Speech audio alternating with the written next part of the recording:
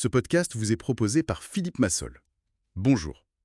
Alors, une question qui revient souvent chez les entrepreneurs, les dirigeants, est-ce qu'il faut absolument chercher la croissance en s'étendant géographiquement ou est-ce qu'on a plutôt intérêt, parfois, à se concentrer là où on est déjà? C'est pas simple comme choix. Non, c'est une vraie question stratégique, effectivement. Justement, aujourd'hui, on va essayer de décortiquer un peu ça. Quels sont les facteurs qui jouent? Comment on peut évaluer si l'expansion, c'est pertinent pour une activité donnée? Oui, et c'est important ce que vous dites pour une activité donnée, parce qu'il faut vraiment analyser ça DAS par DAS, domaine d'activité stratégique. C'est ça, une même entreprise peut avoir des réponses différentes selon ses métiers. Tout à fait. Alors, pour commencer, peut-être on peut distinguer des grands types d'activités, non? Selon leur dimension géographique. Oui, on peut identifier, disons, trois grandes familles. D'abord, il y aurait l'activité qu'on appelle globale. Là, si je comprends bien, l'offre est assez similaire partout dans le monde, le marketing aussi. C'est ça, les avantages compétitifs y sont facilement transférables d'un pays à l'autre. Le marché de référence, c'est vraiment le monde entier. Comme pour les composants électroniques, par exemple. Oui, c'est un bon exemple. La standardisation est forte. D'accord. Et à l'autre bout du spectre, On a l'activité locale. Là, c'est tout l'inverse. Les spécificités régionales ou nationales sont très fortes, que ce soit la culture, les réglementations, donc il faut tout adapter. le produit, le marketing. Exactement. Les avantages qu'on a sur un marché sont difficiles, voire impossibles à transférer ailleurs. Le marché de référence est beaucoup plus limité. On pense à certains produits alimentaires très spécifiques à une région. Oui, tout à fait. Ou même des services de proximité. Et là, attention, le local, ça peut être la région, le pays. Ça dépend vraiment de l'activité. Oui, vous disiez tout à l'heure, le local d'une boulangerie, c'est pas le même que celui d'un industriel. Précisément. D'où l'importance, encore une fois, de l'analyse par DAS. Une même boîte peut avoir une activité très locale et une autre beaucoup plus globale. Logique. Et entre les deux, il y a une zone grise. Oui, on parle d'activité semi-globale. C'est intermédiaire. On peut avoir une certaine homogénéité, des transferts d'avantages possibles, mais peut-être au sein d'un groupe de pays qui se ressemblent. Comme l'Europe de l'Ouest ou l'Asie du Sud-Est, par exemple. Voilà, par exemple. Mais pas à l'échelle mondiale. C'est plus nuancé. Très clair. Bon, mais alors, comment on sait dans quel cas on se trouve? Qu'est-ce qui fait pencher la balance d'un côté ou de l'autre? C'est là qu'on analyse ce qu'on appelle les forces en présence. Il y a des forces qui poussent à rester locales et d'autres qui poussent à s'étendre. D'accord. Commençons par celles qui nous gardent un peu à la maison, alors, les forces d'adaptation locales. Oui, qu'est-ce qui rend difficile ou coûteux de sortir de sa zone? Je pense à la nécessité d'être proche du client, physiquement, ou les coûts de transport, tout simplement. Si c'est lourd, volumineux. C'est un facteur clé, bien sûr. Et puis il y a le côté préférence locale, le chauvinisme parfois. Ah oui, les fameux collars régionaux. J'ai vu ça, l'Auvergnat Collar, le Brèche Collar. C'est une illustration amusante, oui, oui. Le Fadacola à Marseille aussi. Ça montre un attachement. Il y a aussi, et c'est moins drôle, les barrières réglementaires, les normes différentes d'un pays à l'autre. Les obstacles administratifs, juridiques. Exactement. Et puis, les goûts, les habitudes culturelles qui varient énormément.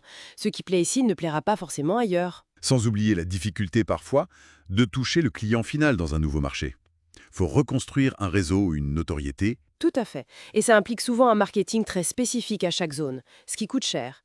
Donc tous ces éléments, quand ils sont forts, ils ancrent l'activité localement. Ok, ça c'est pour le côté rester chez soi. Mais qu'est-ce qui nous pousse à aller voir ailleurs? Quelles sont ces fameuses forces globales? Alors là, on est souvent sur des logiques économiques, de coûts, d'efficacité. Comme l'intensité technologique. Si on investit des fortunes en R&D. Bah oui, il faut un marché très large pour amortir ces investissements. C'est pareil pour de gros investissements industriels hors R&D. Il faut du volume. Il y a aussi le cas des produits avec une durée de vie très courte, non? Faut vendre vite et partout. Oui, la fenêtre de vente limitée peut imposer une diffusion géographique très large et rapide. Et puis il y a les économies d'échelle, j'imagine. Ah oui, c'est un moteur très puissant.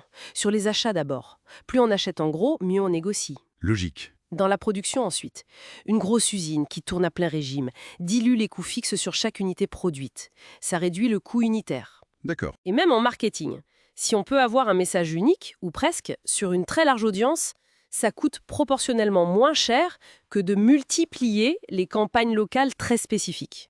Donc, en résumé, des forces qui tirent vers le local à cause des spécificités et des forces qui poussent vers le global pour des raisons d'efficacité, de coût, d'amortissement. C'est exactement ça.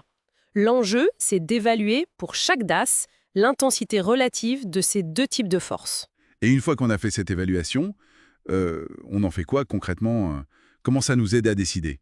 Alors, il y a un outil visuel assez simple et parlant, une matrice. On imagine un graphique avec, disons, l'intensité des forces locales sur l'axe horizontal. Plus on va vers la droite, plus les forces locales sont fortes. C'est ça. Et sur l'axe vertical, l'intensité des forces globales. Plus on monte, plus elles sont fortes. D'accord. Et donc on positionne notre activité sur ce graphique. Exactement. Et selon où elle atterrit, ça donne des indications stratégiques assez claires. Par exemple, Si votre activité est en bas à gauche, faible force locale, faible force globale, vous avez une grande liberté stratégique. Vous pouvez choisir de rester local, de vous étendre un peu, beaucoup.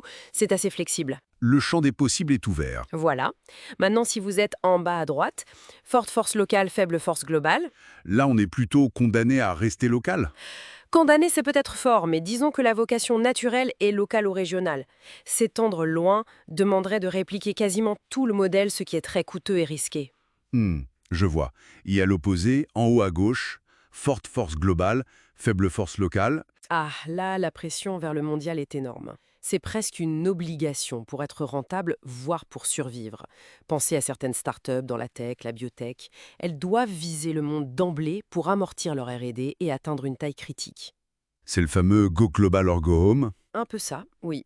Et enfin, il reste la zone un peu centrale, ou en haut à droite, où les deux types de forces sont assez présents, ou modérément forts. La situation plus ambiguë. Oui, c'est plus nuancé. Ça demande une analyse plus fine. Souvent, les stratégies sont progressives.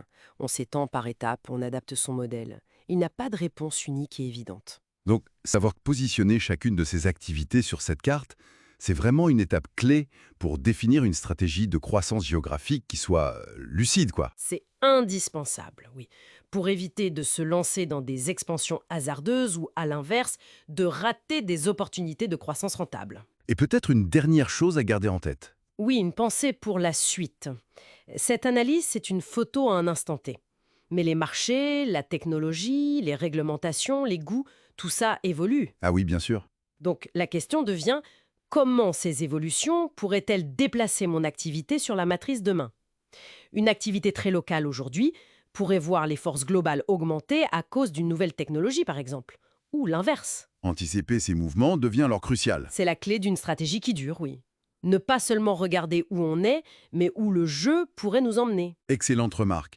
Pour élargir la réflexion, d'ailleurs pour ceux qui souhaitent creuser ces approches, affiner leur pensée stratégique et leurs compétences commerciales, Philippe Massol est très accessible et actif sur LinkedIn pour échanger. C'est une bonne ressource, en effet. Merci beaucoup pour cet éclairage très structuré. Avec plaisir.